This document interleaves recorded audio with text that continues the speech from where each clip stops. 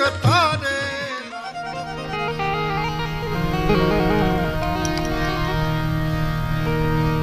તો બાળક ઘડી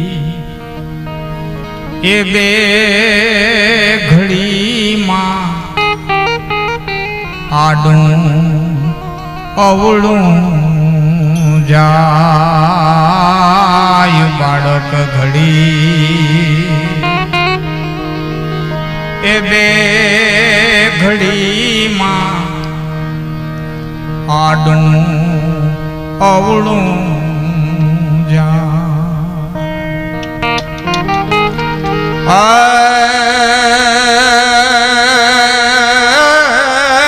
ભૂખો થાતા ભાંભરીને આવું ભૂખો થાતા ભાંભરીને પાછું એની જનની પાહે જાય માતાજી હું એટલું માગું પ્રથમ તો ને પાય હું લાગું આજ જગદંબા એટલું માગું પ્રથમ તો પાય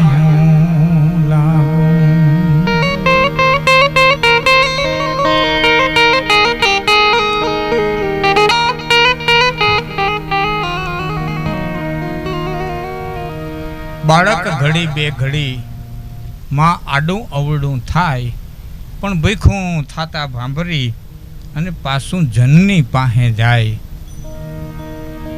માતૃત્વ શક્તિ પશુ પંખી જીવ જંતુ તમામે તમામ જીવની અંદર એક એવી તાકાત મૂકી છે. ચકલું હામું ફરી જાય, એના બચ્ચા ઉપર કઈ આવે ને આફત તો ચકલાય હામાં ફરી જાય. આવી જ એક તાકાત ઈશ્વરે મૂકી છે માતૃત્વ શક્તિની. અને આ દેશ એ શક્તિનો ઉપાસક દેશ થયો છે. આ બ્રહ્માંડનું જે કંઈ સંચાલન કરનારી છે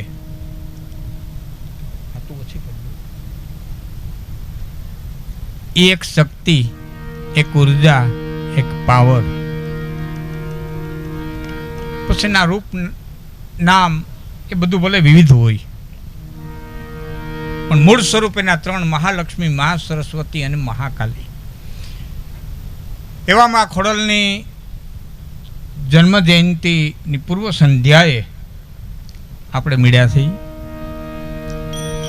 સંવત 888 9મી તિથિ મધુમાસ વાર શનિમાં અવતરી પછી મામડો પૂરણ. આ સંવત 888 અને 9મી તિથિ મધુમાસ. વિક્રમ સંવત 888 ચૈત્ર મહિનો મધુમાસ કે પછી મા માસ જે કહેવાતો હોય. વાર શનિમાં અવતરી પછી મામડ પૂરણ આસ. વલભીપુરની બાજુમાં રોહિશાળાનો નેહ, મામડિયા માદા અટકનો ચારણ, આ મીણબાઈની કુખે એ 7 જગદંબાઓનો જે પ્રાદુર્ભાવ થયો અને વલ્લભી સામ્રાજ્યના હાથમાં શિલાદિત્યને ઉછલાવવા માટે થઈને જે શક્તિઓ આવી. એ વખતે વલ્લભી સામ્રાજ્ય જ્યારે ચીની મુસાફર અહીંયા આવ્યો યુનસંગ એને નોંધ કરી છે. એ વખતે વલ્લભી સામ્રાજ્ય બહુ મોટું સામ્રાજ્ય હતું અને એમનો હાથમો રાજા, હાથમો શિલાદિત્ય, એના શાસનને ઉઠલાવવા ક્યારેક ક્યારેક એવું શક્તિને પ્રગટ થવું પડે. કારણ કે બ્રહ્મ છે નિરંજન નિરાકાર છે. અને હાવ હાદી ભાષા જો મને બોલવાની ખૂબ મજા આવશે નું કારણ આંતરિક વધારે છે. જો ધંધોરમાં મેં કેટલા પ્રોગ્રામ કર્યા એ મને ખબર નથી, ગામની ખબર નહીં હોય એટલા કર્યા. ભાવેશભાઈ હું ઠેઠ મને યાદ છે કંઈક 94માં કે મેરું આપતા સપ્તાહ રામકથા કરી હતી આપણે મૈયારીવાળા ભગત બાપા. તેદી મને વિક્રમ રિક્ષા લઈને તેડવા આવ્યો હતો, તેદીનું આવું એટલા વર્ષ થયા. અને એવો પાછો વરમાં 3-4 વખત આવું, એટલે કેટલા પ્રોગ્રામ છે મને હવે ખબર નથી. પણ આજ વિશેષ આનંદ એ છે કે મારા મામા અહીં ઉપસ્થિત છે, કે જેને ત્યાં રહી અને મેં બધું સાહિત્ય એ વખતે સાંભળેલું. પ્રભુદાન મામા અહીં ઉપસ્થિત થયા છે, તમને ખ્યાલ હોય. પ્રભુદાન મામા, નાનદાન બાપુ સુરુ, એ બધા ભાઈઓ, તમને કદાચ આ યુવાન મિત્રોને ખબર ન હોય તો ઓળખાણ દઉં. જે પ્રભુદાનભાઈ સુરુ અહીં ઉપસ્થિત થયા છે, પોતે સારામાં સારા લેખક, સંપાદક અને ગામ ચારણિયા. તમે બહુ દાદા વાછરાનું પ્રસિદ્ધ વરસુબાપુના કંઠે સાંભળ્યું હોય, ચારણિયા ગામનો ચારણ, ગુણલા એના ગાય છે નારણ. એમના બંધુ મારા બાપુને બધા એ ભેરા કાર્યક્રમ, બચુભાઈ વઢવાણ, મારા બાપુ પ્રભુદાનભાઈ, નાનદાન બાપુ, હિંગોરદાન બાપુ, મારે અહીંયા ફોટો છે, એ બધા ભેરા. ફેસબુકના મારા મિત્રો છે ને ખબર છે, 2 કે 3 દિવસ પહેલા જ અમે ફોટો મૂક્યો તો મેં ફેસબુકમાં.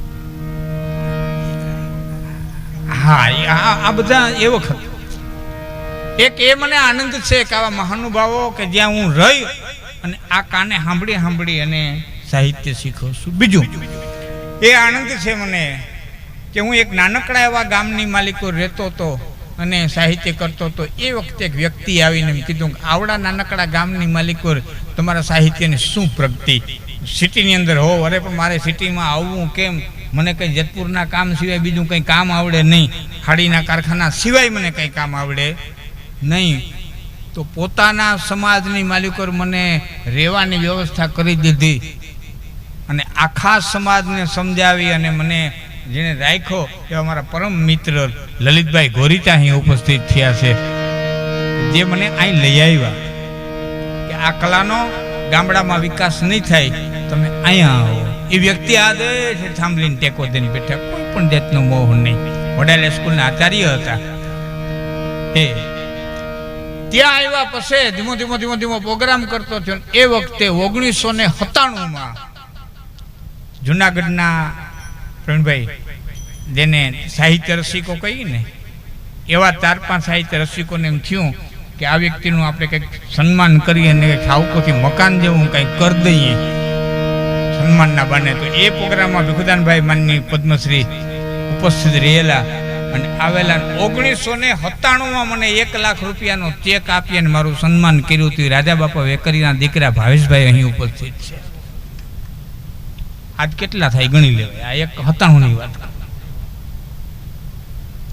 પછી પ્રવીણભાઈ, અમે તો તિંગરિયાદી એવા, ટૂંકમાં મેરુઆતા, જાદવભાઈ અને આ બધા, અમે દાદા નામ ન લઉં તો હાલશે, પણ આ બધા વિક્રમથી લઈ, વિજયથી લઈ, સમીરથી લઈ, આ યુવાન મિત્રોથી લઈ અને વડીલો સુધી આ ગામે મને સાંભળ્યો છે. હજી પણ યુવાનો સાંભળે છે ને બોલવાની કંઈક આજ મને આમ ઉભે છે કે કંઈક બોલીએ, કંઈક શક્તિનું સાનિધ્ય છે. જો કે દેશ જ શક્તિ ઉપાસક છે. આ દેશ ભાઈ આપ તો ખૂબ હિન્દુ સંસ્કૃતિ માટે અને ખૂબ આપણા શાસ્ત્રો માટે કરી રહ્યા છો, મને બધો ખ્યાલ છે. પણ કદાચને અતિશયોક્તિ ન થતી હતી પ્રભુદાનભાઈ, તો જ્યાં કપિલ પહોંચ્યો છે ને, સાંખ્ય શાસ્ત્રનું જ્ઞાન જે કપિલે આપ્યું, કપિલ જ્યાં પહોંચ્યો છે ને, ત્યાં હજી આજનું સાયન્સ નથી પહોંચ્યું. હજી આજનું સાયન્સ ફક્ત ઇલેક્ટ્રોન, પ્રોટોન, ન્યૂટન સુધી ગયું છે, એથી આગળ નથી ગયું.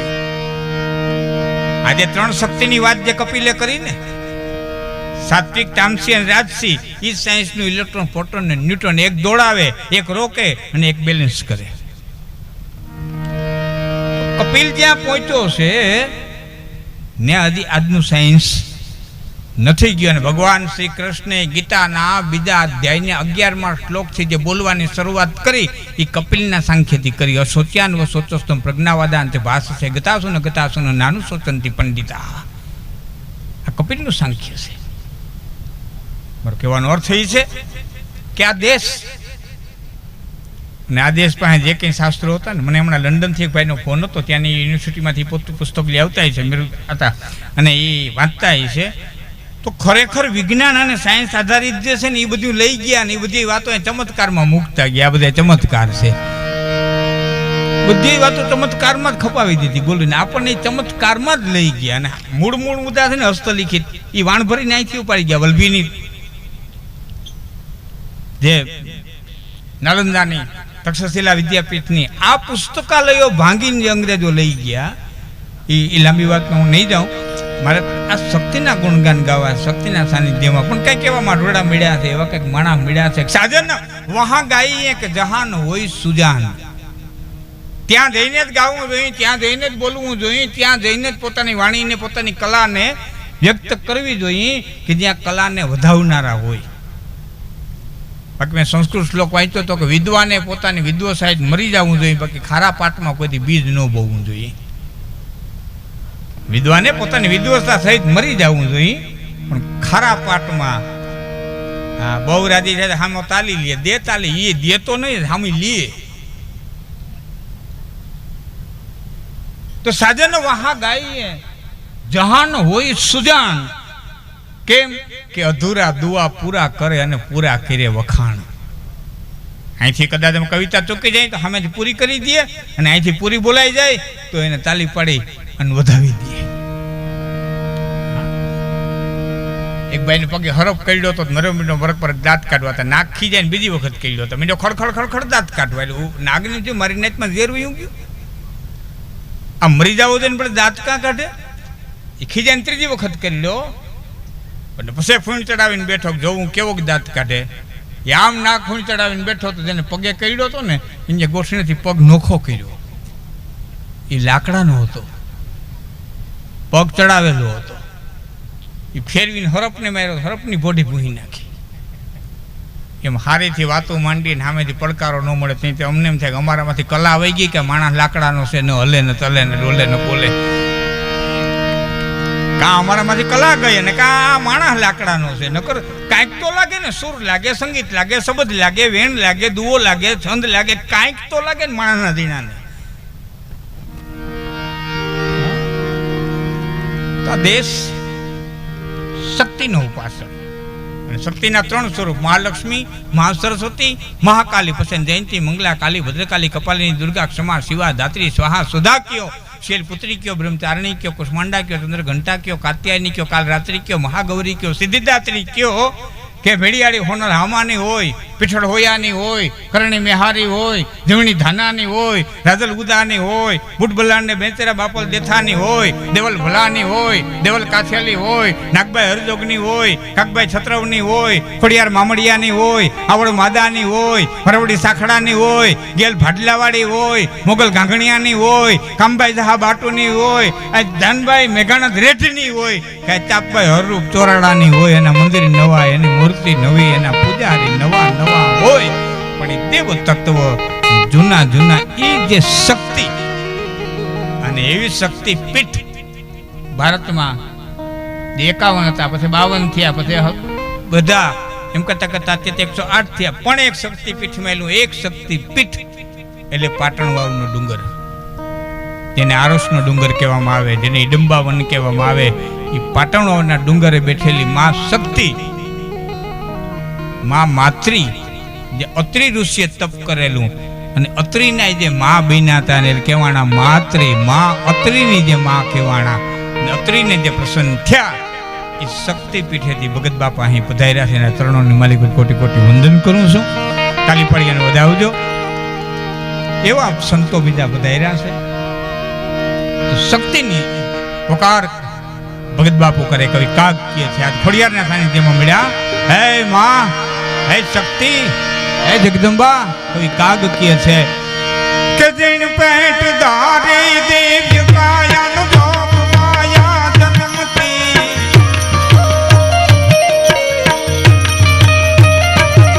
જૈન પેટ ધારી દેવ્ય કાયા નો જોગ માયા જન્મતી, તમથી સકળ પ્રતાપ તે પ્રભ જગત સૌનમતી હતી, હમકાર કરતી ખોડલી ના પથ્થર ગુણ ગાતારિયા.